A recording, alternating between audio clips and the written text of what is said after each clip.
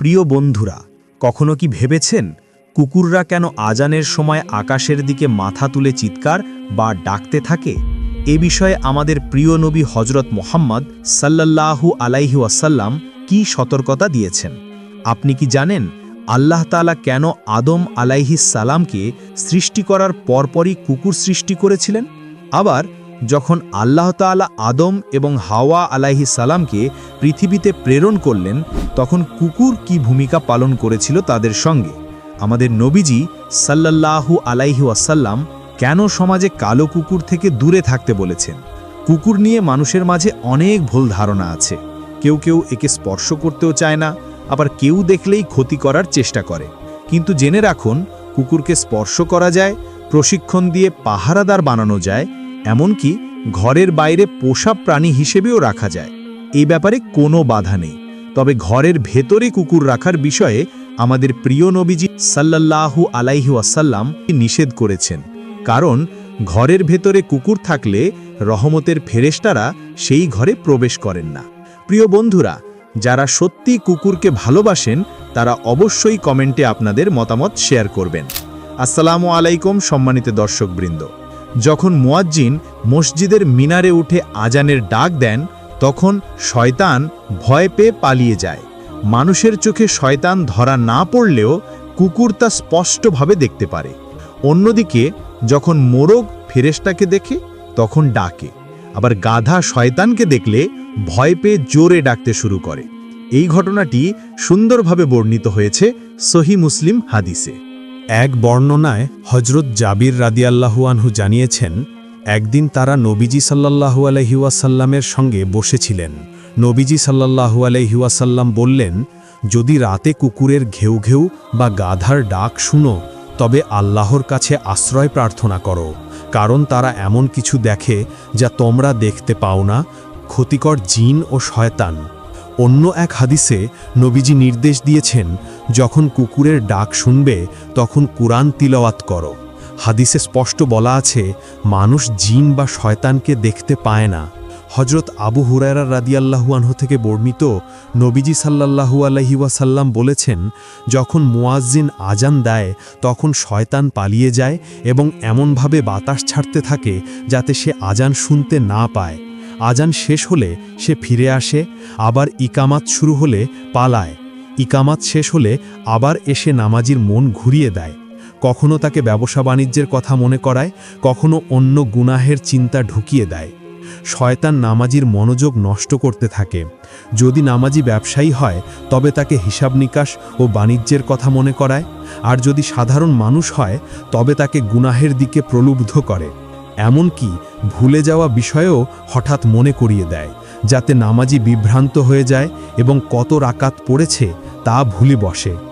আজকের পৃথিবীতে কিছু তথাকথিত শিক্ষিত মানুষ আছে যাদের সমাজে উচ্চ মর্যাদা দেওয়া হয়, অথচ বিস্ময়ের বিষয় হল তারা প্রায়ই আজান ও নামাজ সম্পর্কে নেতিবাচক মন্তব্য করেন। কারো অভিযোগ, আজানের শব্দে তাদের ঘুম ভেঙে যায়। আবার কেউ কেউ এমনও বলে, আজানের শব্দ নাকি শব্দদূষণ সৃষ্টি করে। নাউজুবিল্লাহ। তারা দেয়ালে ডিগ্রি ঝুলিয়ে রাখলেও বাস্তবে তারা মানব শয়তান, শয়তানেরই ভাই। অনেকে মনে করতে পারে মানব শয়তান হয়তো কেবল রূপক অর্থে বলা, কিন্তু কোরআনে স্পষ্ট বলা হয়েছে এমন মানুষ সত্যিই আছে।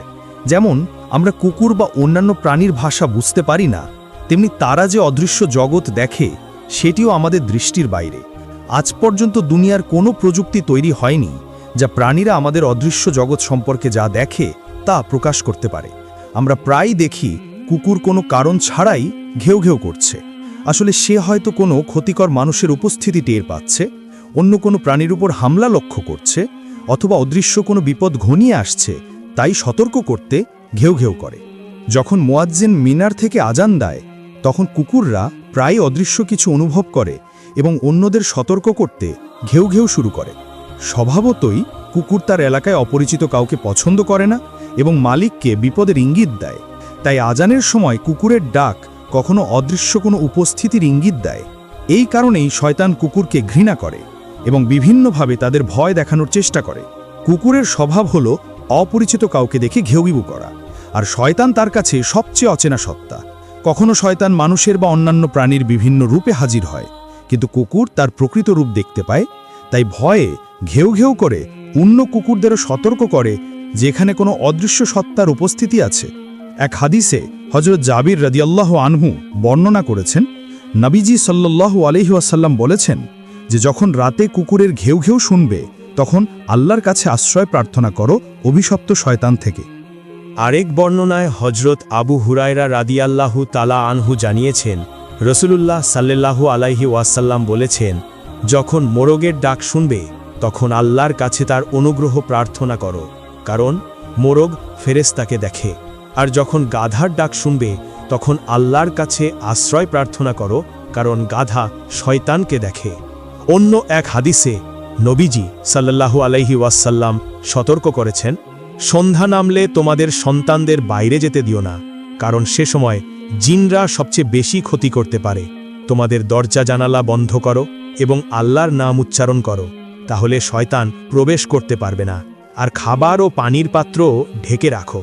শয়তানদের নেতা ইবলিস একসময় আল্লাহর সৃষ্টির মাঝে সম্মানিত ছিল, কিন্তু যখন সে আদম আলাইহিসসালামের শ্রেষ্ঠত্ব মেনে নিতে অস্বীকার করল, তখন আল্লাহ তাকে অভিশাপ দিলেন এবং সে কাফের হয়ে গেল।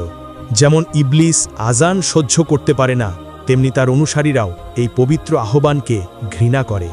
আপনি হয়তো লক্ষ্য করেছেন, আজানের সময় কালো কুকুররা অদ্ভুতভাবে ডাকতে শুরু করে এবং তাদের ডাক অন্য কুকুরদেরও অনুসরণে প্ররোচিত করে। প্রিয় দর্শকবৃন্দ, কুকুরের সৃষ্টির বিষয়ে ইসলামী সাহিত্য দুই ধরনের বর্ণনা করেছে। প্রথম বর্ণনাটি ইমাম আব্দুর রহমান সাফারি তার নাজাতুল মজলিস গ্রন্থের ২য় খণ্ডে উল্লেখ করেছেন। সেখানে বলা হয়েছে, আল্লাহ তাআলা কুকুরকে সৃষ্টি করেছেন শয়তানের থুতু থেকে। ঘটনাটি এমন যে, যখন হজরত আদম আলাইহিসসালাম মাটির মাধ্যমে সৃষ্টির প্রাথমিক পর্যায়ে ছিলেন, তখন ইবলিস অহংকার করে তার দেহের দিকে এগিয়ে এসে পেটের অংশে থুতু ফেলেছিল। আল্লাহ সেই অংশের মাটি সরিয়ে দিলেন, আর সেই মাটি ও থুতুর মিশ্রণ থেকে কুকুরের সৃষ্টি হল। আদম আলাইহিসসালামের পেটের যে জায়গা থেকে মাটি সরানো হয়েছিল, সেখানে আল্লাহ নাভি সৃষ্টি করলেন। তিনি জিব্রাইল আলাইহিসসালামকে নির্দেশ দিলেন যেন থুতু মিশানো সেই মাটি সরিয়ে ফেলেন। সেই কারণেই আদম আলাইহিসসালামের দেহের নাভির গভীরতা তৈরি হল। তবে যেহেতু ইমাম সাফারি এ ঘটনার কোনো নির্ভরযোগ্য সনদ উল্লেখ করেননি, তাই আলেমগণ এ বর্ণনাটিকে সহিহ বা বিশ্বাসযোগ্য মনে করেন না। দ্বিতীয় বর্ণনা অনুযায়ী, যখন আল্লাহ তাআলা হজরত আদম আলাইহিসসালাম ও হাওয়া আলাইহিসসালামকে পৃথিবীতে পাঠালেন, তখন শয়তান বন্য পশুদের উস্কানি দিল যেন তারা আদম আলাইহিসসালাম ও হাওয়া আলাইহিসসালামকে আক্রমণ ও ধ্বংস করে। সেই মুহূর্তে আল্লাহ কুকুরকে সৃষ্টি করলেন, যাতে সে হজরত আদম আলাইহিসসালাম ও হাওয়া আলাইহিসসালামকে এই হিংস্র প্রাণীদের হাত থেকে রক্ষা করে। এই বর্ণনা নুরুল মুবিন গ্রন্থে হজরত আলী রাদিয়াল্লাহু থেকে পাওয়া যায় এবং বহু মুফাসসির এটির সত্যতা স্বীকার করেছেন। তারা বলেছেন, আদম আলাইহিসসালামের সৃষ্টির পরপরই কুকুরকে সৃষ্টি করা হয়েছিল মানুষের সুরক্ষার জন্য। কিন্তু প্রিয় দর্শকবৃন্দ, এজন্য কখনো কুকুরকে কষ্ট দেওয়া বা ক্ষতি করা যাবে না। এক হাদিসে নবীজি সাল্লাল্লাহু আলাইহি ওয়াসাল্লাম বলেছেন, যে কুকুর বাড়ি ও গবাদি পশু পাহারা দেয় তাদের যত্ন নাও, কিন্তু অন্যদের দূরে রাখো। তিনি কখনো কোনো প্রাণী হত্যার নির্দেশ দেননি। প্রিয় বন্ধুরা, আজকের আলোচনা এখানেই শেষ করছি। ভালো থাকুন, সুস্থ থাকুন। আল্লাহ আমাদের সবাইকে হেফাজত করুন।